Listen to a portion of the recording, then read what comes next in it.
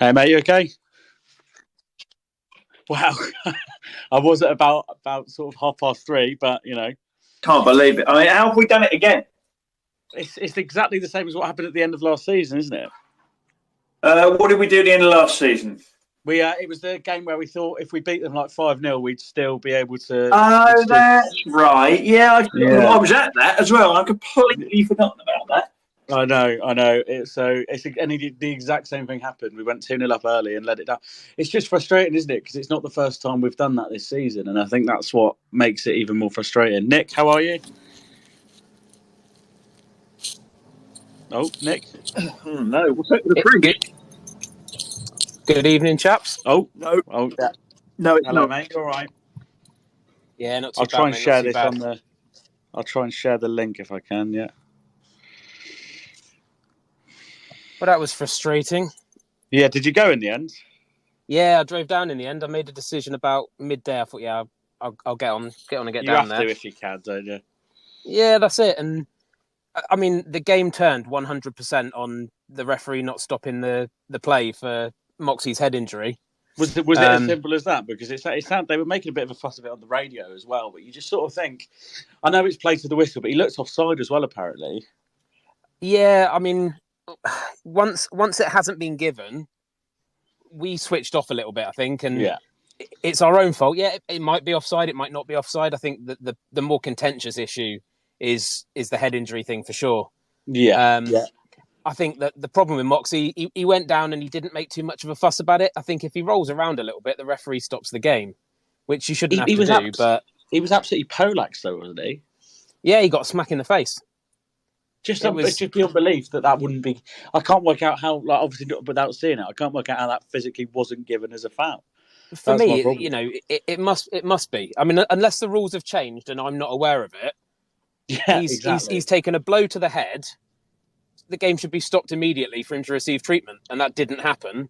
It then did happen later on in the game for a Barnet player. There was a couple of times. It was a very strange refereeing performance, to be fair, because there was a couple of times when our players went down and he made them go off, which is the right thing to do. And twice Barnet players went off and off. They said I heard something about Duke McKenna as well going through the back of a player about three times the size of him in terms of a header, like just fairly challenging for a header, and that being given as a foul, but Moxie's one not, which seemed a bit bizarre. Yeah, I mean he had every right to go for the challenge, and I found it a bit bizarre that he took a yellow for it. Yeah. I mean, it all just seemed a little bit bizarre. Obviously, let's not get away from it though. We've spoke about referees what feels like every episode on Talking, haven't we? But in terms of the actual, these things do happen. It didn't seem like there was much reaction to actually, go on and capitalise on what had been an incredibly good first half an hour for us. Is that a fair assessment, Nick? Absolutely. I mean, Nick. This is the first game.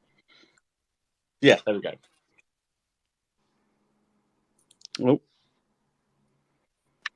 I think Nick might have a couple of. I mean, this is the first game I've been able to get to. I'm sort of. It's the first game I've been able to get to since the Waterloo game in the cup. Right. You got me all or not? And it was that bad. Do you think? Was it in terms of like we? But is it as much our fault as the referee sort of thing? Is what I'm trying to get at. Yes. I mean, it certainly sounded like that. I don't know what. Yeah, I don't know. From the sound of things, Matt, would you probably agree that we're as much, that the blame ultimately does fall with us and not seeing out a result? You play to the whistle, don't you? For the goal, it is as simple as that. Referees in this division, for us, against us, in games that have nothing to do with us, make terrible decisions. I mean, referees up and down the land make bad decisions. We'll all remember Billy Bowden being put out for 2 years, referee waving play on, and Northampton relegating us. So Darrell Berry to an extent. Darrell Berry, the guy falling about laughing, thinking it was funny. So these things do happen, but all you do ask is that, like, that sort of thing is applied evenly. If he's the sort of referee who doesn't give anything, and we saw how effective that can be, sort of laissez-faire refereeing can be at the Euros last year. How good was that? Watching games just flow, and if guys got bumped into or knocked over or whatever, but it was a kind of honest challenge for the ball, then so be it. Head injuries, slightly different. You have to stop the play now because of stuff about blows to the head and that's quite right. But to hear that Duke McKenna, 3'8", 9 stone Duke McKenna, has gone up against a bloke that Brano, who was absolutely brilliant today, by the way. He was, has described as like, he's been telling you because he knows all the stats because he's just an encyclopedia.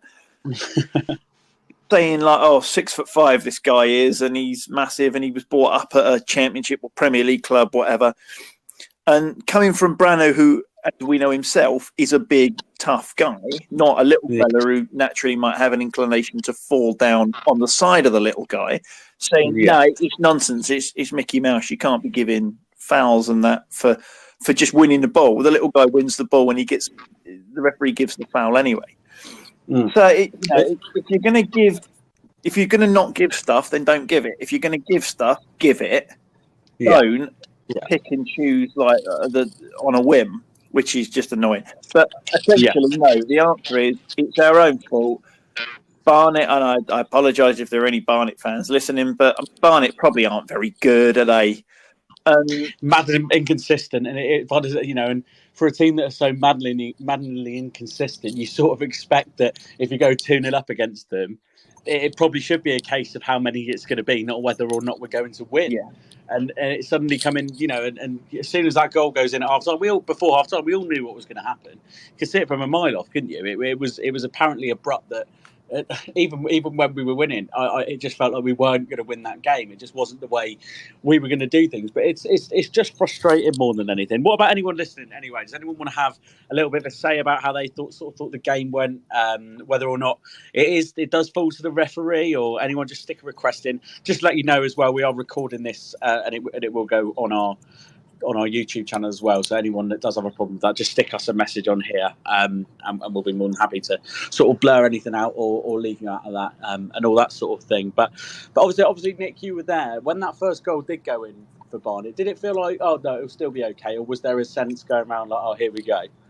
It felt like a bit of a shift in momentum because we'd been so good, and you kind of felt the collective sigh because here we go again. But I mean, recently we've been able to see those games out, so it wasn't as negative as maybe I've known it in the past, because times like the Wrexham game and what have you, we've seen those games out.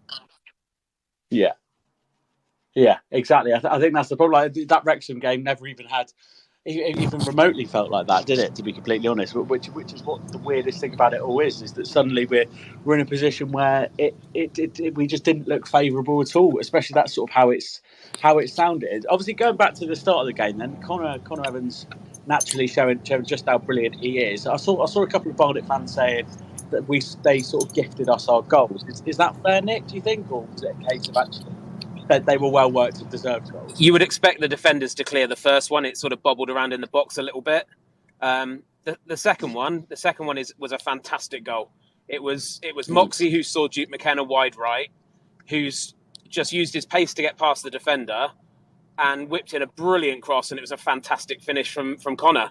So they definitely did not gift us the second goal, if perhaps they might be a bit disappointed with their defending for the first.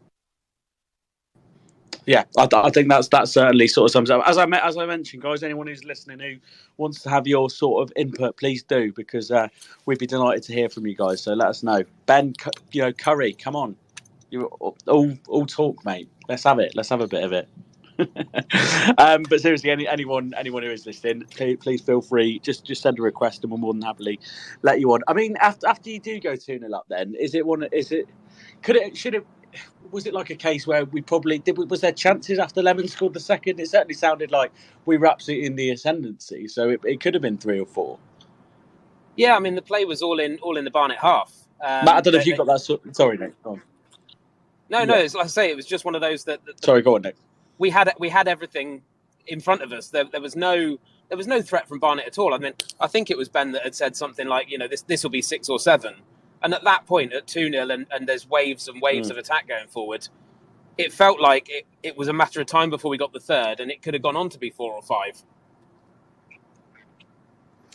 I saw that somebody had said, we'll need a third here before half time. I don't know whether it was Charlie Baker from Nat Obs. Yeah.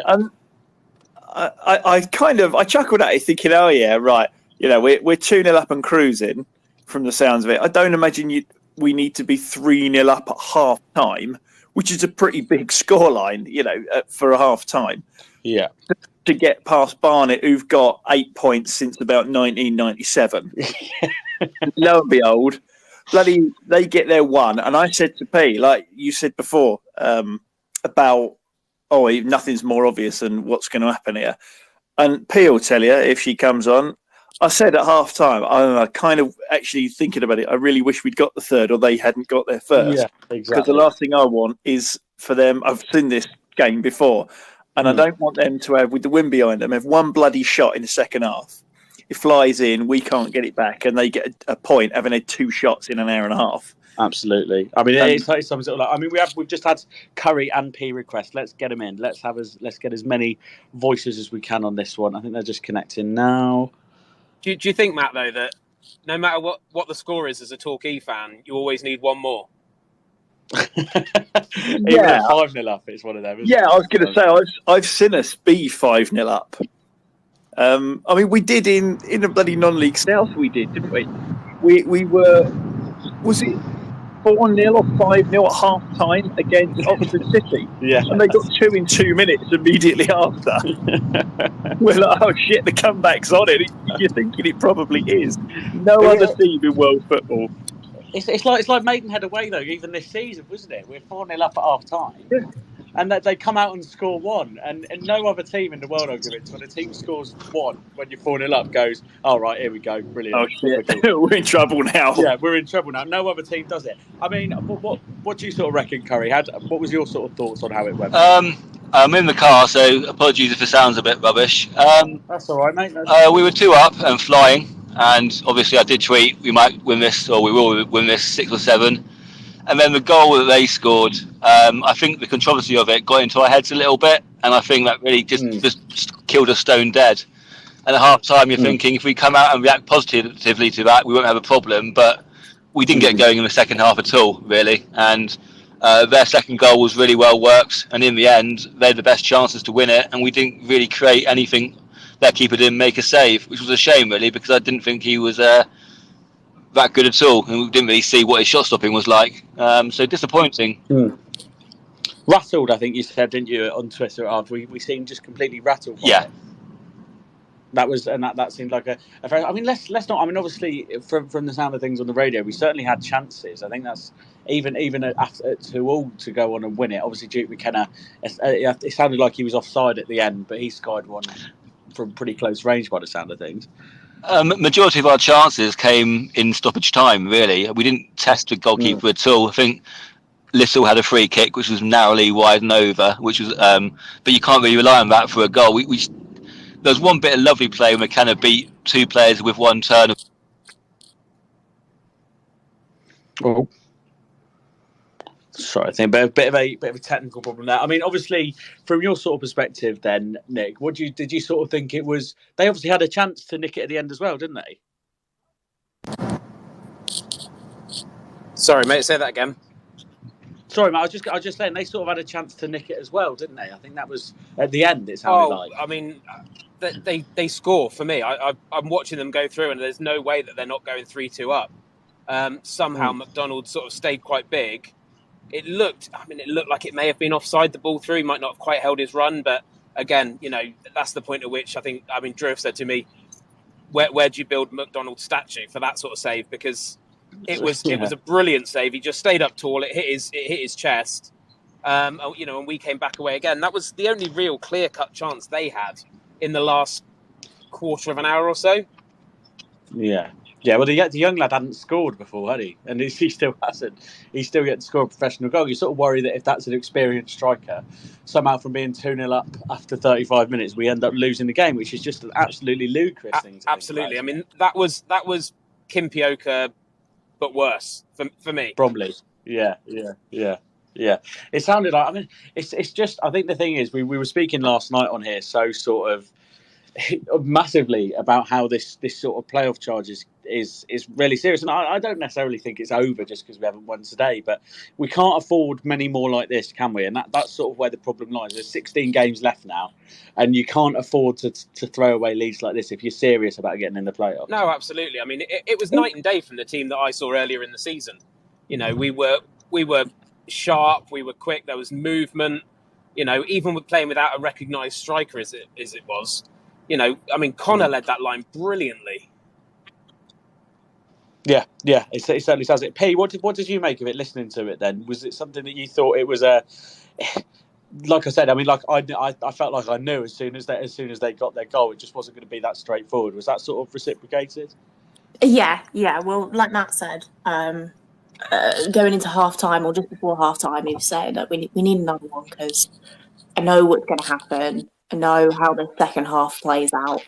And it did. I don't know. I mean, there were patches of the commentary where it wasn't entirely clear to sort of hear what was going on. So I guess obviously those who were there probably had a much better experience in terms of knowing exactly what was happening. And it didn't sound like they weren't engaged outright. It just sounded like maybe sort of the Torquay of old creeping in, not outright heads down, but just that the confidence is perhaps very fragile at the moment, and that when something does happen, I think for some of the older hats, it might be a bit, oh, we've been here before.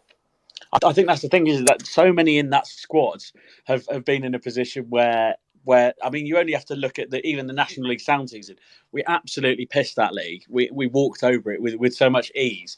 Yet you look at the games against Western, Bath, you know, even Woking to an extent. I know we ended up getting a point there, but let's not remember it was very close to being very different there. Had we not scored late on, just let Drew in now. He's just requested, which he'll have got in his own. But there just seems to be a real sort of contentious issue with. I don't want to say bottle jobs or anything like, because I don't think that's necessarily fair of the team, but there seems to be a real issue, a mentality and confidence issue. I don't know if that's sort of shared by anyone else. What do you reckon? Yeah, sorry, I've got an audience here. I am with you. I just think I've only just tuned in, but I think the big problem for me today was the referees giving them a massive foothold into it by not giving up the blowing up for the head injury, which he should have done by the letter of the law. But having said that, we've let them get back into it, and I feel like, you know, you come back out at half time 2-1 up, and you know exactly what Barnet are going to do, and we let them do it. Is there an argument to be said that is fundamentally not just a problem of today, though, but a problem of Torquay over the last 5-6 years? I mean, no way sort of slagging off Gary Johnson and saying that I don't think I'm not saying it's necessarily his fault, but it seems to be sort of intrinsic in the club, does it not? Maybe it's just, yeah, I think you could be right. It's just one of those where I've just bumped into someone outside the pub, and they've said, how often do we go 2-0 up and, you know, let the team back into it, really? Yeah, it's exactly that. I thought you were slurring your words a bit as well, mate, so that makes perfect sense. Anyone else listening wants to have their say, please do hop in. As I mentioned before, I'm sure everyone knows, but we will be recording this and popping this on YouTube as well, so any problems with that, just stick us a message as well. I mean, obviously, Sam, what did you sort of make of this sort of crumbling and being rattled by what happened at half time? Did you think we might have come out a little bit stronger after having a stern talking to from Gary? Oh, technical issues. I mean, anyone else open yourself up to that one? What do you reckon? Oh, there we go. Anyway, some technical issues from Sam in a pub beer garden, which is to be expected. It's always where you'll find it, I think. I'm in Malloy. Sorry, go on, Sam. I don't think we've got Sam. I don't think we've got anyone. He seems to be slagging us all off, so we'll stick him on. What do you think, sort of, Nick? Do you think it's one of those situations where we have been sort of like I said, Gary Johnson might have had some sterner words than we thought possibly. Yeah, very possibly. I mean, I think it was maybe a combination of the fact that, Barnet got their tails up. They'd had nothing. They had no encouragement whatsoever up until, they got the first goal. And however fortuitous that was, it gave them something to play for, and it did maybe rattle us a little bit. So it might have been a combination of the two. It's one of those, isn't it, where it's so hard when the thing that seems to have done it isn't. If it's a defensive mistake, I feel like that's something you can process and get over at half time. Knowing it's something that probably shouldn't have happened just makes it 10 times worse, doesn't it? And it's that whole thing about feeling sorry for yourself, which I think we've been guilty of before, where you just sort of we do catch ourselves with our heads down a little bit, and the world's against us sort of mentality that just seems to come back and bite us, doesn't it? Yeah, and it's a strange one because there are two responses, aren't there? One of them is to roll up your sleeves and fight even harder and say, well, I'll show you. And the other one is to feel a little bit sorry for yourself. And it did seem for the first maybe 20 minutes of the second half that was the case. And Barnet actually, they didn't look too bad. No. I do wonder if all this talk recently about us being playoff outsiders and it all coming to fruition, if it put an extra element of pressure on us as well. I don't know what you reckon to that, Curry. Possibly, but we've shown before when we get on a run, we're very good at maintaining it. Just going back on a few points, I'd like to say that it wasn't due to a lack of effort that we failed or threw away 2-goal lead. I mean, the players couldn't have given it any more. It just decision making in the final third. I mean, as I say, we didn't have a shot on target in the second half, which when you're chasing a win is criminal, really. I don't think Barnet were that good, and it wasn't as if it was last ditch defending. It just some odd decision making. Final ball wasn't quite there. We had a string of corners, which again we didn't get a shot on goal from any of those. And saying lack of effort, no, not at all. The players were giving absolutely everything, and I'd just like to single out Duke McKenna, who gave one of the best performances I've seen in a long, long time. And it was great to see some old-fashioned wing play back at Plainmoor, which I haven't seen since Whitfield at the start of last season. He was outstanding. Can you please make sure you spit after you say Whitfield as well? That's absolutely no. I know what you're saying, no, Curry. Yeah.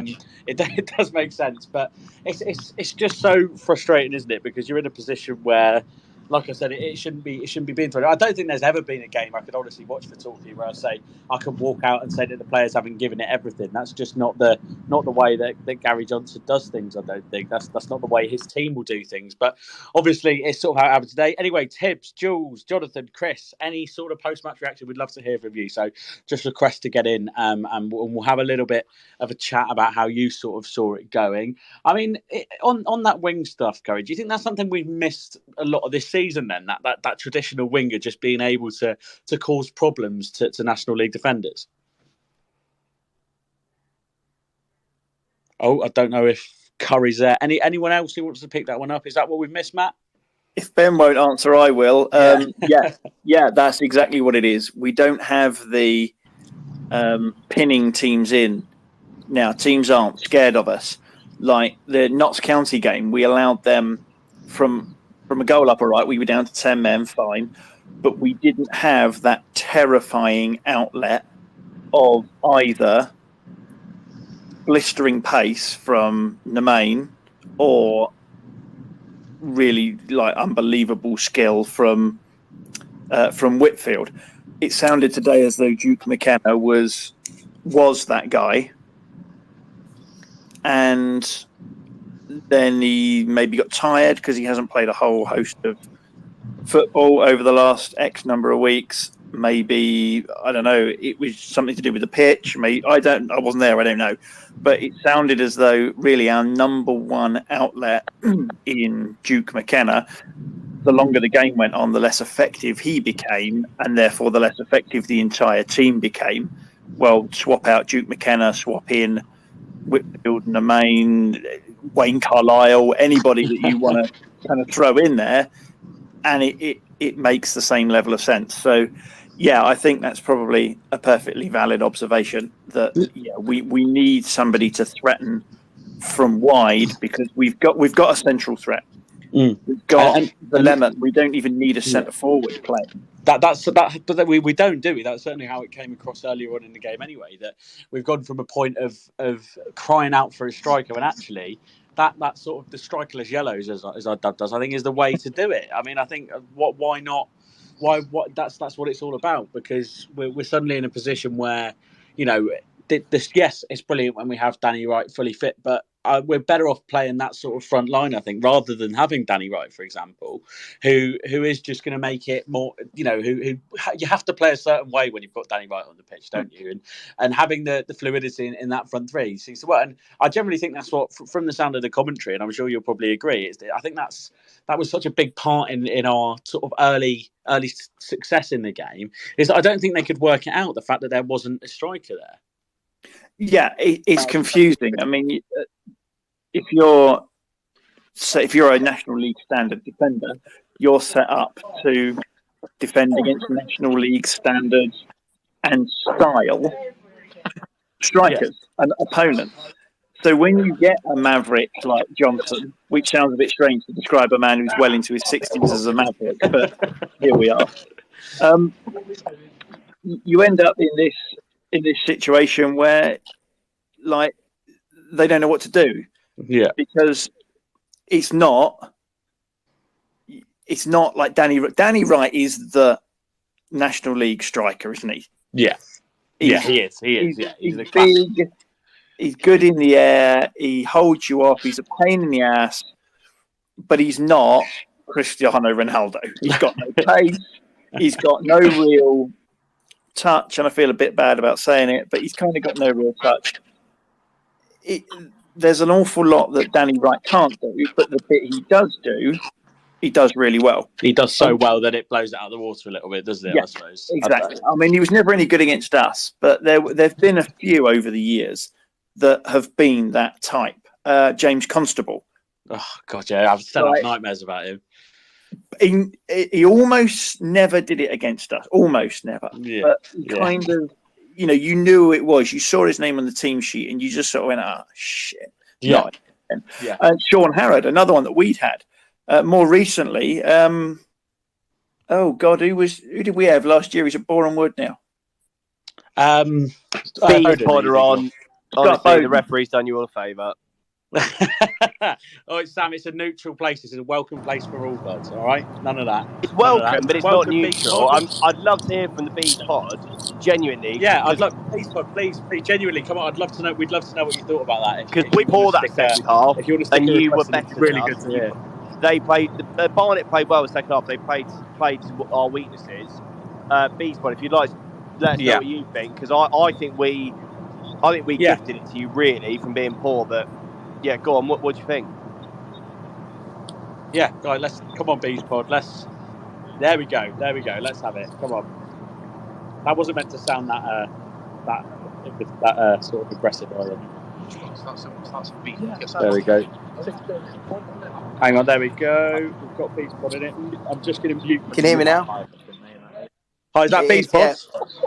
Yeah. Hi. What's your name, mate? So sadly, I didn't go to the game today, but. What I'm about was literally in the middle of doing when you called me, when you mentioned what I was about to share it out to our fans to see if anybody wanted to come on and talk about it. So yeah, please do, mate. It's a safe space. So I'll share it out because I can't talk about today's game because I wasn't in it. No, of course. No, I do appreciate it. I mean, it's a tough one, isn't it? Because it seems to happen every time we play you, if you know what I mean, whereby we're suddenly, it seems like it's, I mean, I mentioned to Matt at the start that we were in a position where last season, I think it was the penultimate game of the season, we were 2-0 up within about 10 minutes, probably fairly similar to today. And you guys came back to draw 2-2. Is it sort of something when you go 2-0 down to Torquay that you think, oh, don't worry, there's a point in here somewhere? Let's be fair. Well, we're still hurt by going down on the last day of the season against you guys about 20 years ago. So to be honest, any opportunity we get of getting even the slightest result against you, it goes some way towards that. What's it called? Healing our hearts. But let's be fair. Any decision we can get against Torquay will always feel nice. After going down on the last day of the season. So that does make sense. It is a very Torquay trait. I'm sure one of our fans will be able to back me up here in that we do just unintentionally boil the piss of a lot of fans. So, it is a factor of just being a Torquay fan. I think who was it? Yeovil have a massive thing against us for some reason. They just seem to. So I do get what you're saying though. I mean. Don't get me wrong. It's a game of 90 minutes, and you certainly play to the. It sounds to me like the first goal you've scored, and I'm sure I imagine you listen to it as well. There's some controversy around it, but I guess from your perspective, you just sort of take what you can get, won't you? Yeah, of course. Look, if we're going to keep giving, we've given I think something like 6 teams out of the last 8 games. We've given them a lead in the first 10 minutes. Yeah. If we just handing out early goals like confetti, I suppose we've got to try and get something out of the game. And to be honest, from what I understand, our own X Factor striker, Louis Walsh, he missed a sitter right at the end. So it sounds like you guys have lost your point. Yeah, I mean let's not get too ahead of ourselves here. I mean, if we. I think. Oh, don't get me wrong.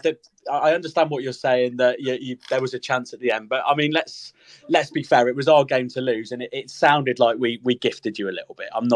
Let's be completely fair. We'll take any gift. Yeah, I do get that. Any other Barnet fans? What do you think? Do anyone else want to have their say? Please just chuck us a request, just to let you all know as well. This is being recorded, and we'll go on the Talking Torquay YouTube page as well. So any problems with that, just stick us a message. But I'm sure there won't be too many. I can see a few Barnet fans have joined in. You've got Oscar. I don't know if Oscar went to the game today. You got Lloyd.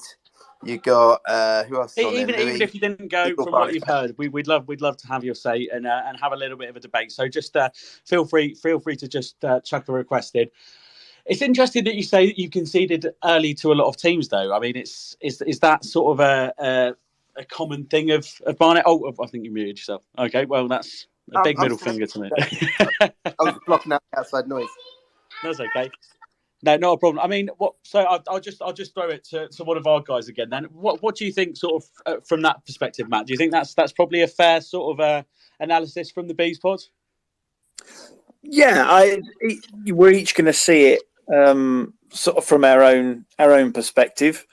They're going to sort of feel as though they've picked up a point, whether that's a bias or not. If you know yourself, if you've come from 2-0 down, you feel a damn sight better about the point that you've gained. Yeah. Than if you've come from being 2-0 up and you feel like you've thrown 2 away.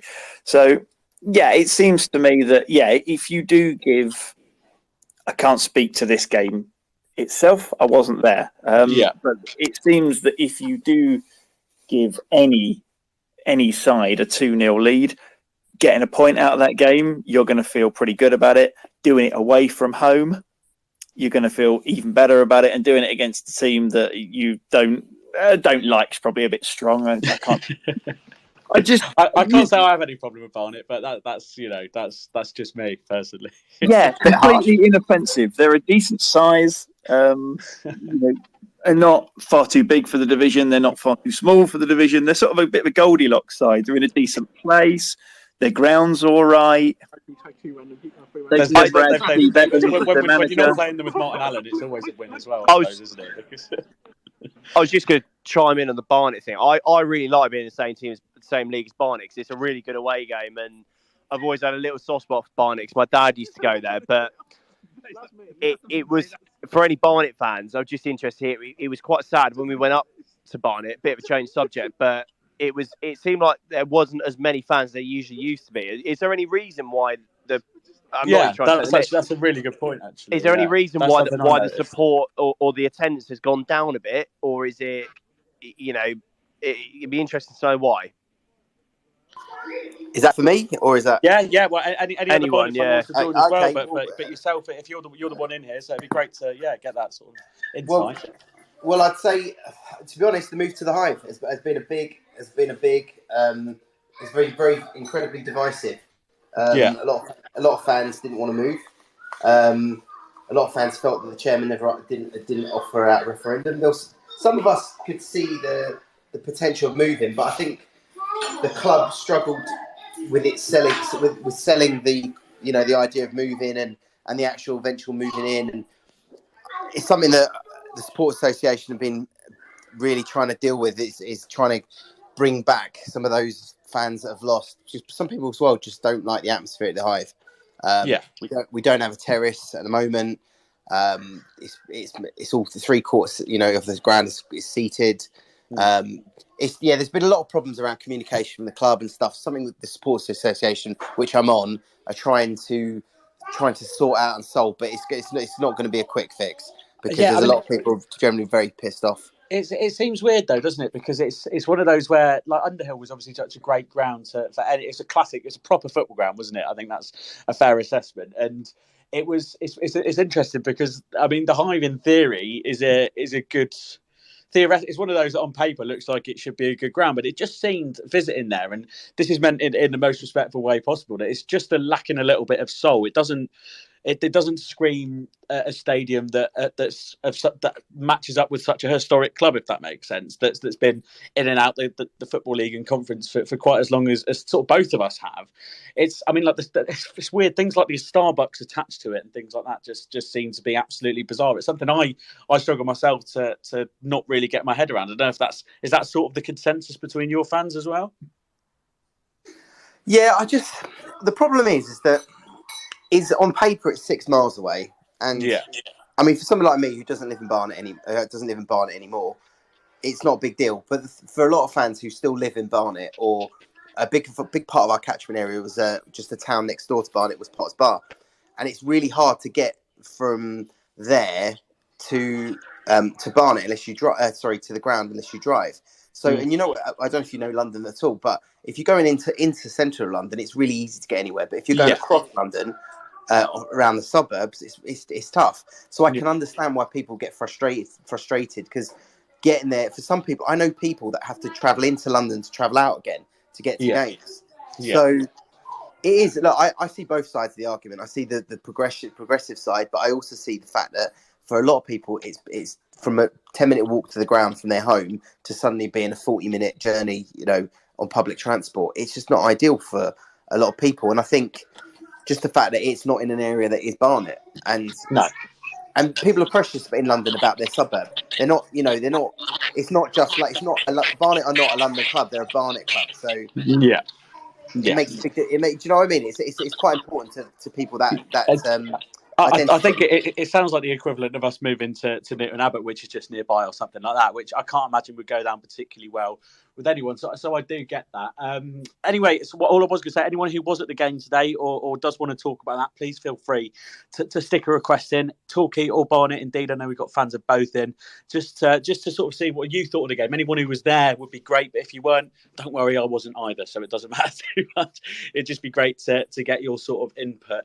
It's interesting, though, I sort of think that it's from a Barnet perspective that it seemed to be something that's happened to them quite often. Do you think that, Matt, I'll just come to it, or Nick or Ben or P, whoever fancies it, do you think that's sort of takes something away from us in that it's not as bad that we've done it if it's sort of a characteristic of Barnet, for example?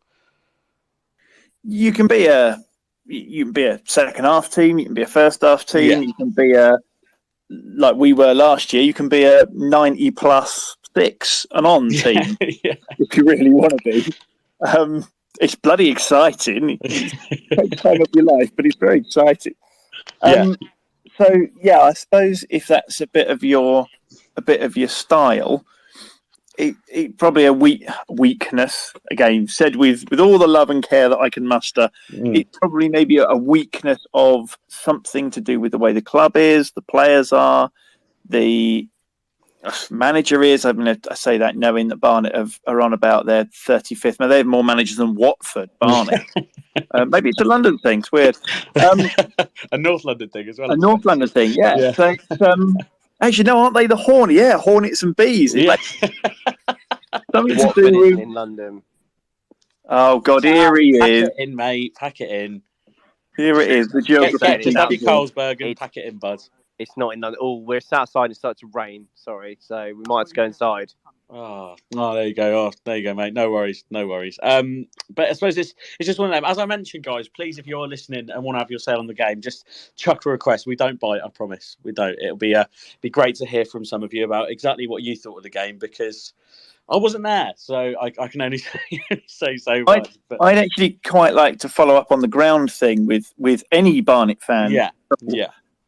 Would you feel slightly different about the new ground, like maybe less hateful towards it, if it had brought you a level of success? I ask only because an awful lot of Arsenal fans were livid when they left Highbury and went to the soulless bowl that is the Emirates, and then they started winning stuff again. They started winning FA Cups mainly again, and the maths came out about like I've got a chum who's an Arsenal fan. I think he's right when he says that the executive boxes alone at the Emirates make more money than all of the seating at Highbury used to. That's incredible. And that is the reason that they can then go and sign all these good players, and they are, all right, they're not doing so well in the league at the minute, but that's a whatever issue that is with Arsenal. But they win trophies now. They win FA Cups. They do well. They finish fourth. They stand a chance of winning other things, principally because of this new ground. So it's kind of, all right, leaving Highbury was a wrench, but now they put in the money that they make out of the Emirates to good use. Does that soften the blow for them? I think it probably does. And I wonder if that would be maybe the same with Barnet. If Barnet next year, say, can be up the top of the division because they've got those plastic pitches outside and the Starbucks gives them whatever, they can invest money in poaching a load of decent players, and they can kick on and be in the playoffs or looking at winning the title, getting back into the Football League. Do you feel better about your new ground that you don't perhaps like so much at the minute if it brings you that reward? If it brings success. That's a really good question. I don't know if there's anyone. I certainly know John, and there's a few others who seem to be Barnet fans. I'd love to hear you. But I mean, a Bees pod initially. What are you sort of thinking? Well, if I'm we've actually won a league. We won the championship. Won the National League Championship at the Hive. Was that at the Hive? I didn't know that. Yeah. Okay. Yeah. There you go. So we won it under. But the biggest problem we did was we lasted, I think, 2 seasons in the league, and then didn't kick on. And then ended up getting relegated again. So if we'd kicked on, it'd have been different. But we just found, we basically stumbled back into National League, and it's gone back again to put back things. It's a tough one, isn't it? If that. It's interesting, and that it's actually not even really. It doesn't even. I mean, it's an interesting point you made, Matt. But to an extent, I don't know. It doesn't seem like that's had that much of an effect on it, really. If you know what I mean, it's kind of bizarre. I mean, obviously, like I said, there does seem to be a fair amount of Barnet fans in here. I'm intrigued to know if any of them were at the game today by any chance, and if so, what they thought, and even if not, what they thought, because it's certainly an interesting one. I mean, just. Sort of back to, is there a general worry for Barnet then, alongside, because obviously our sort of aim was the playoffs, and I think today might have sort of put a pin in that for the next few weeks unless we can get a few results together. Is obviously it doesn't look like you're going to go down, especially not with the point today anymore. Is it sort of a position now where what are you is there that much to play for this season, if you know what I mean now? Oh, most definitely. We've got. I mean, to be honest, after last season's disastrous season, we needed to stabilise, and we needed something to build from. So this season has been about stability and making sure that if we sit right in mid-table, then that's a good season for us, and then next season we can kick on. So as in this division, it's very possible to go from one season to finishing mid-table to the next season winning the league. And you've had teams like Sutton. We did it, actually, when the year we went up under Martin Allen, we were around mid-table. And then a couple of additions, and it made all the difference. So I think for us, it's just this season. And also a lot of the signings we probably make between now and the end of the season will probably be with next season in mind. Yeah, so that seems like a pretty fair assessment. I mean, obviously, just back to that game today then, from our perspective, guys, do we sort of think it was one of those where Do you think before the game, interestingly, from a Barnet perspective, would you have taken a point, or did you come with full intention of wanting 3? Obviously, you want 3, but do you know what I mean? Would 3 have been? Would you have taken a point before the game? Is what I'm trying to ask. I mean, we could open up. I mean, Torquay. Sorry, go on. So you're talking to me? Sorry, I didn't. Yeah. No, I just sort of. Would you have taken had you been offered a point before the game? Would you have taken it, or did you very much think you were coming for a win? A point away on the road, especially as far the journey as far as Torquay. I'd have bitten your hand off for a point. So I think I put in one of your supporters. I wrote in one of your supporters' sites that I thought we were going to lose 2-0. So the fact that we came out of that 2-2, I think I'm quite happy with that.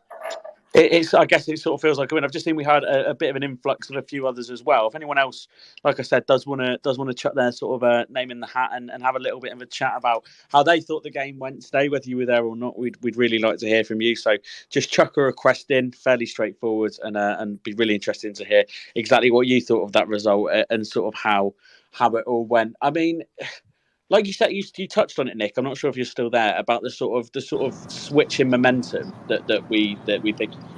How that was obviously such a huge part of the game, but it seemed to sort of feel like it switched back a little bit as well at the same time. Is that fair? Like towards the end, it seemed like it switched more back in our favour, but we couldn't capitalise. Yeah, absolutely. I think there was probably the first half an hour where I don't think anybody could have complained if it had been we'd got a third or a fourth, and then, like I say, it gave Barnet something to play for. You know, whether it was a mistake by the referee, we stopped, and they didn't, and they carried on and scored, which is naturally going to have given them a massive lift. And then from there, I don't think we didn't really regroup in the second half for the first 15, 20 minutes. But then, like you say, yeah, it did. It really shifted back towards us before the last 5 or 10 minutes became a bit of a lottery, and both sides had a couple of opportunities each, really. Yeah, I mean, it's just bizarre to sort of see exactly how that unfolded, isn't it? Because we're like, it baffles me that we were in a position where we were absolutely in what felt like and sounded like cruise control to then sort of throw it away might be harsh on Barnet, but it certainly felt like that. It was very much our game to lose. I don't know if you sort of, P, you must have felt the same listening to it. Oh, is P there? Lost There we my go. mute button then, sorry. That's all right. Yeah. What was that? I think, well, it sounds okay. I think We're good. Okay. Yeah. It just, I don't know. I mean, we've all sort of said it. It's difficult to try and dissect what entirely was going on necessarily without having been there, based off the commentary. But I don't think it's cause to be disheartened. I think I was actually going to say, you were all sort of talking about it earlier, how much of a difference having a recognised striker on the pitch makes in terms of the confidence when you have that lead clawed back. Yeah. I think it's also still, like lots of people have said, that they're gelling as a team, and a few good games thrown together. Occasionally you're going to have a not as great game. And that doesn't necessarily mean that everything's lost.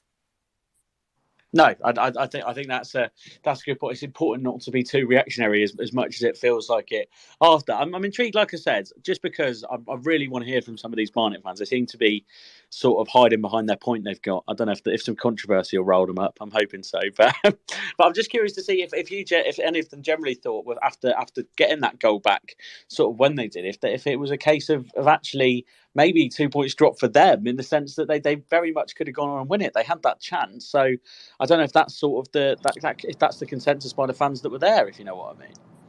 I would tend to agree with that. I mean, if I was a Barnet fan, given the last couple of minutes and the chance that Walsh had, as much as it was a great save by McDonald, I'd be really disappointed that my striker didn't finish it off in much the same way that I was last season when Kimpioka missed the chance against Bromley.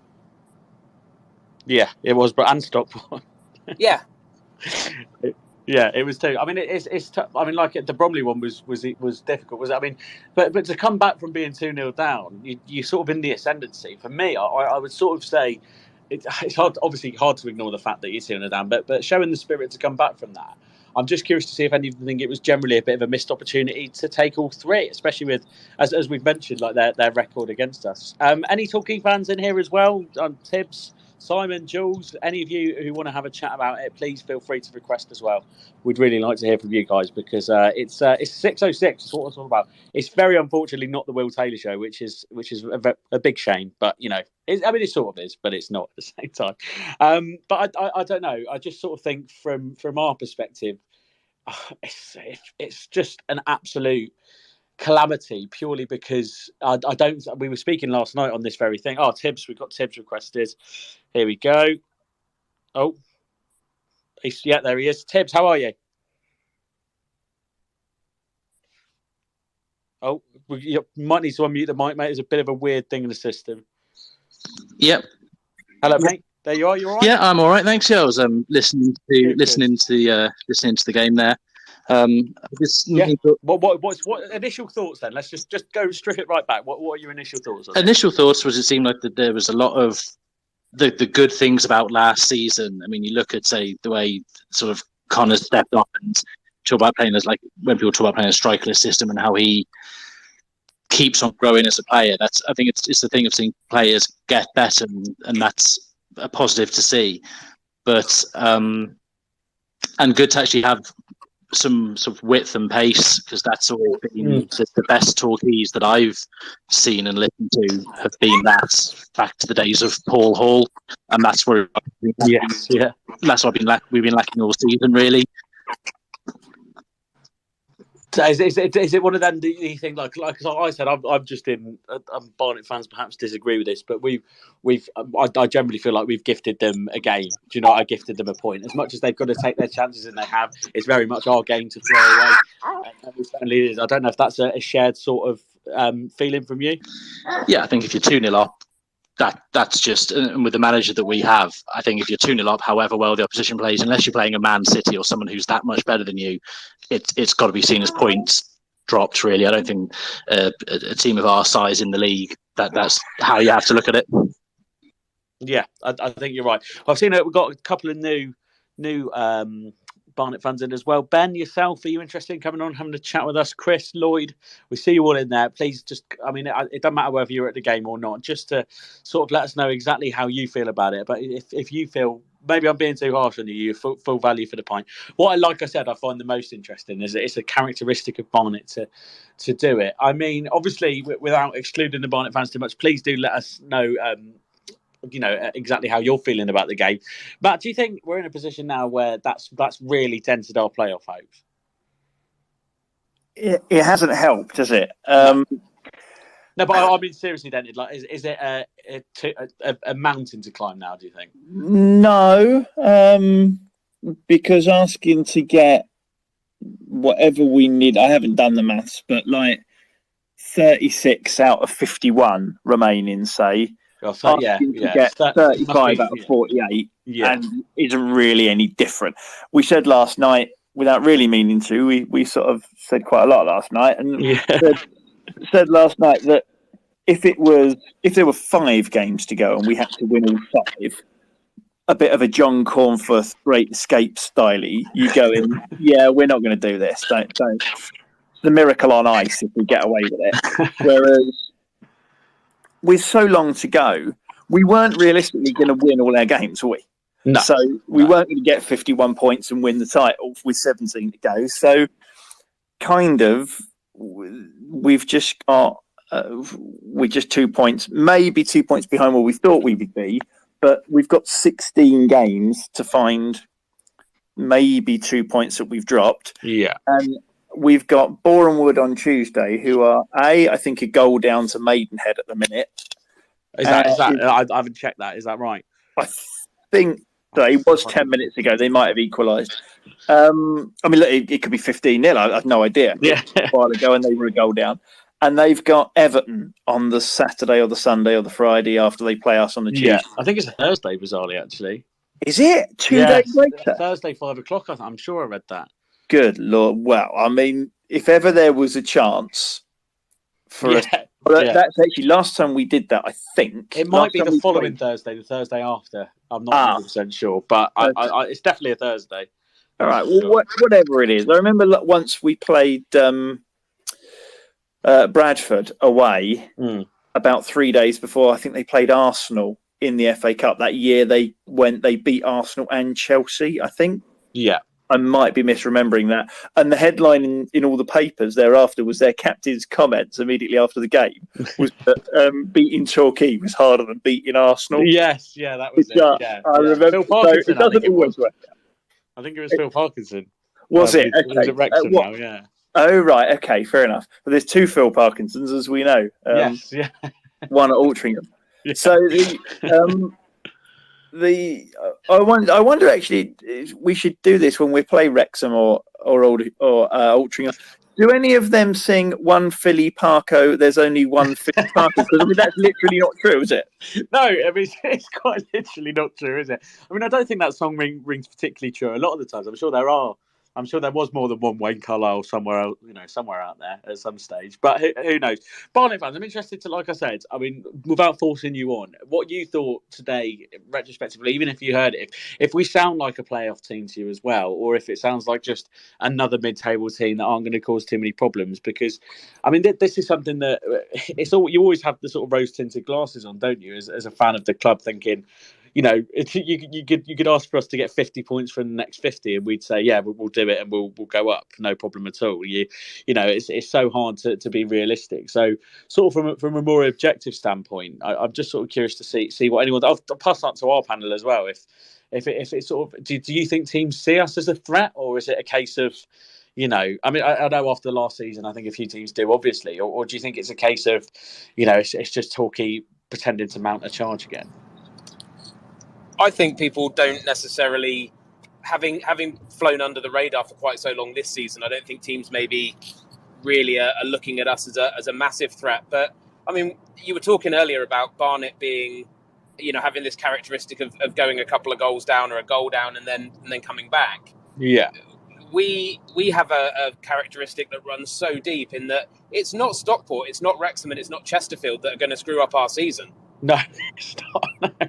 I mean, you look at the Chesterfield game, Stockport and Wrexham game when we played them. I think that's 7 points out of them that we've got so far this season, hasn't it? We beat Wrexham and Stockport and drew with Chesterfield away in rather spectacular fashion as well, didn't we? So you're bang on. I'd be surprised if anybody is surprised if we go and beat Boreham Wood and then lose to Wealdstone. Yeah, exactly. I think that sums it up perfectly, doesn't it? We're in a position where we don't. It's so hard to even pinpoint exactly the games we can see ourselves picking, because I've no doubt going away, like you said, to the Stockports or wherever, or Halifaxes that we still have to go to. Pretty confident we win those, really. But it's games like today that we just need to throw away. Just seen Lee, you've joined. Welcome, Lee. Are you interested in coming on and letting us know exactly what you sort of thought of today's game? Feel free to chuck us a request, or indeed, as I mentioned, any Barnet fans who want to have a chat as well. We'd really like to hear from all of you. I mean, like, what did you think of Barnet then, Dick? Obviously, initially they weren't incredible, but you know they seem to do enough. We've just had a request from a Barnet fan actually, Dick, so I'll just put that question on hold if that's okay. Chris, how are you, mate? Yeah, what's happening, boys? How are you, bud? Yeah, okay? Not bad. I only listened to it on the radio today, so can't give. Yeah, we're all in the same boat here, mate. Don't worry, we're all in the same boat. How do you feel then? Like I said, is it a case actually, even though you were 2-0 down, that you've also dropped 2 points because you seem to be in the ascendancy? My mate Dean Brennan shithousing bees, man. Take a point from anyone. Yeah. I suppose we said something very similar last season. I think Gary Johnson shithousing yellow. So I completely understand what you're saying. Do you think? I mean, like I said, is it a sort of common characteristic now where you're going 1 or 2-0 down and expecting it to be, you know, not expecting to come back necessarily, but it is almost a characteristic of you guys, isn't it? Well, no, not after Notts County, Stockport. No, fair enough. All those ones when we go with 6-1 down, you know what I mean?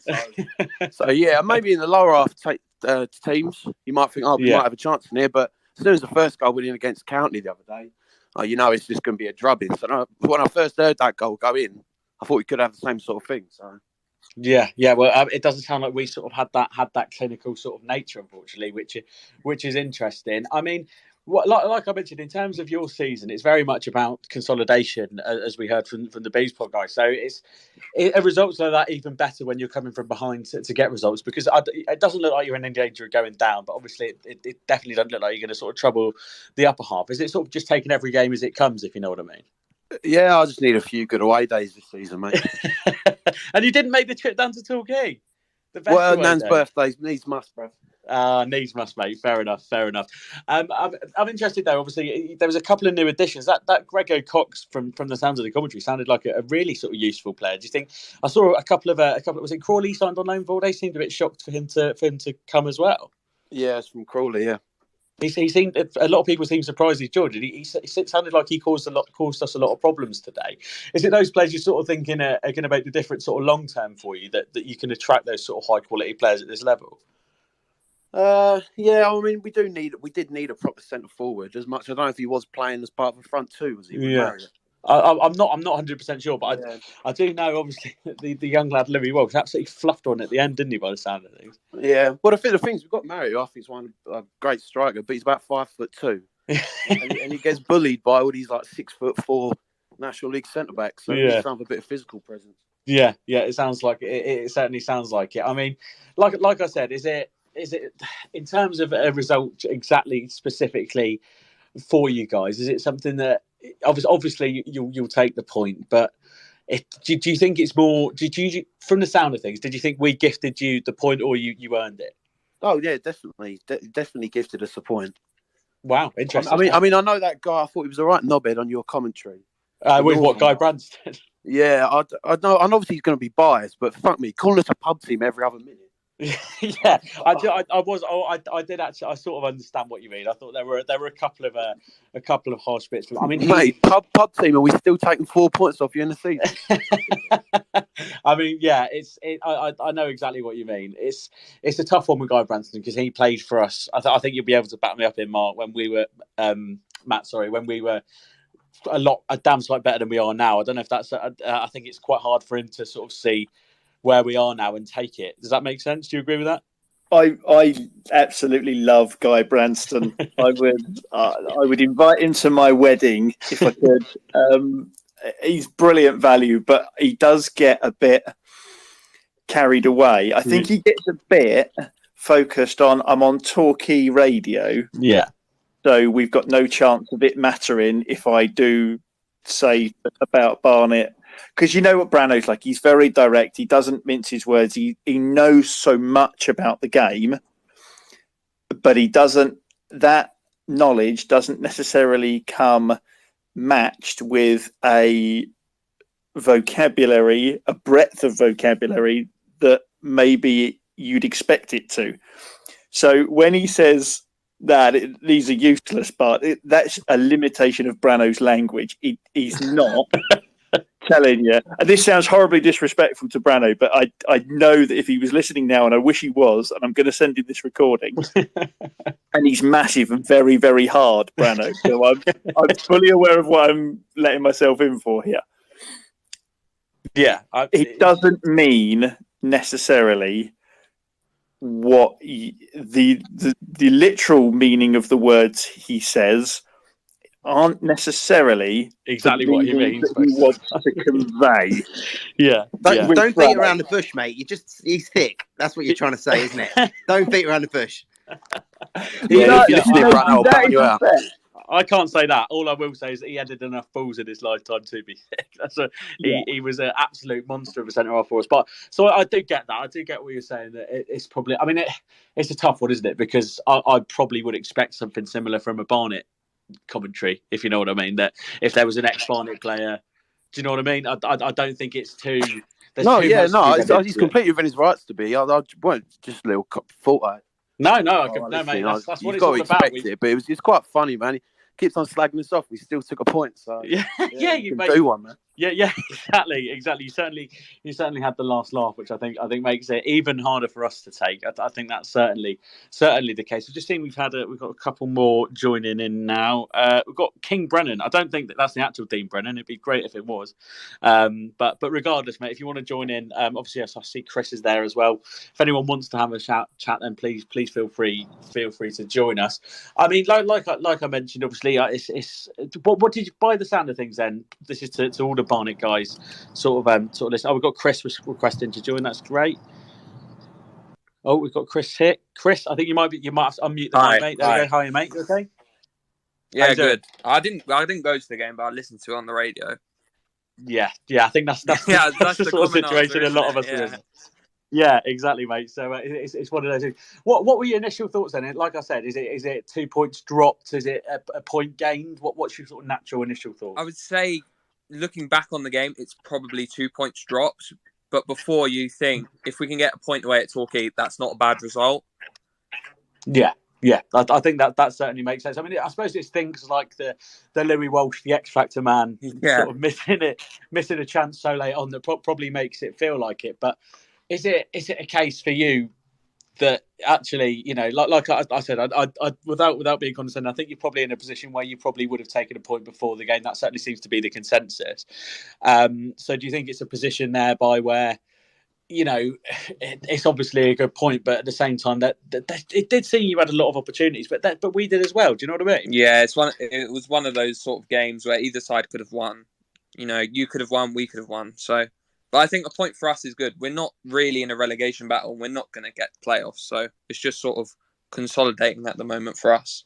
Yeah, consolidating season. That's certainly what it seems to be. Interestingly, we were just speaking about the whole sort of situation around the stadium and all that sort of stuff. I don't know if you were in here for that. Is that very much the consensus between sort of exactly what I know? It's obviously the whole Barnet fan base sort of seemed to feel like that. But just going back to Matt's question, I know you obviously went up on it. If it had been a ground that had brought you even more success, do you think there'd be a bit more warmth to it, or is it just because of where it is there are so many problems with the Hive? Yeah, I think it's a tricky one because we've been there for what I think maybe 7 years, but there's no sort of feel at the moment. I don't know. It's like we miss Underhill because it's actual local to Barnet, but now it's a tough one. It's a tough one, I think.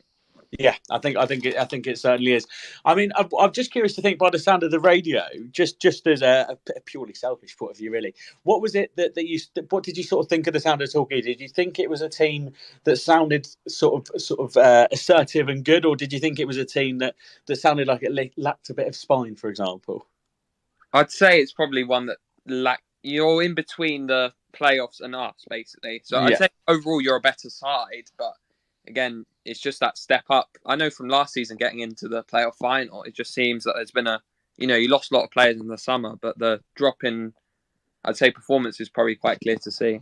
Yeah, it's a drop off a cliff almost, isn't it? I mean, we obviously there were no away fans allowed, but we played you in the penultimate game of last season, like I was saying, and we were 2-0 up, and it was exactly the same as what happened today, and that was with that team. So, but we often say that there's a bit of a mentality. I've just said I think there's a slight sort of mentality issue in it. So it'll be interesting to see sort of exactly how that plays out. But what about the rest of the season for you guys then? Is it just the consolidation that you've been speaking about and go again next year? Yeah, I think that's what it's got to be. Like, let's set the foundations for the next season because I don't think Dover, Weymouth, Kingsland, they won't go above us. So no, three teams that don't even belong in the conference either, in fairness, aren't they? Yeah, I think that's one thing we definitely can agree on. Yeah, they can go. They can go. Yeah, exactly, mate. Exactly. Well, we certainly do wish you the very best of luck for the rest of the season, mate. Thank you. Hopefully, don't stick any more over us when we are actually aiming for the Football League. That's for sure.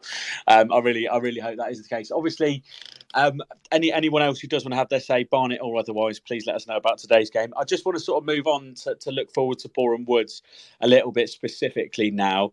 How much has to change, sort of Matt, Nick, P, before we can even think about, mentality wise? Does a lot have to change before we can think about sort of going one over on a side like Boreham Woods? Not necessarily. I think it's one of those that we tend to pick our game up a little bit for the bigger sides. I can well imagine that Danny Wright didn't start today with a view to him playing on Tuesday. I think we're better against the better sides. So yeah, I mean, I don't think anything in particular has to change. I think Wright will come back in. I think he'll probably shift Connor out wide, and it'll be either McKenna or Wern who'll drop to the bench probably. But aside from that, we're relatively solid at the back. And I think that consistency of having McDonald in goal, having Winter and Martin as the two fullbacks with Moxie and Lewis, that for me is a really good base to work from, and I wouldn't change anything there. Yeah, no, I think you're probably right. My issue really isn't in terms of the actual sort of ability of the team or anything like that. It is more just generally that's a hard result to pick yourself up and go again from, isn't it? In a way. Yeah. I mean, probably. I think even going back to the chap who was talking about Brano on the radio. I think Brano, what he said is that the first half an hour Barnet was shit. Yeah. The second half an hour we were shit. Yeah. And then the last half an hour was just a bit of a free for all, and we were both decent and shit at the same time. Yeah. I think that's pretty much the fairest analysis you could possibly give, actually, of exactly what it's all about in terms of the game. I don't want to go too much into Boreham Wood because obviously we'll have the pod about that going sort of through. But Harry Benson, I've just seen to join. Harry, what have you got to say about the game, Harry? Let's have you in, mate. Oh, hang on. Don't seem to be. Can you? There we go. Hello, Harry. Hello, Harry. You got to unmute your mic, mate.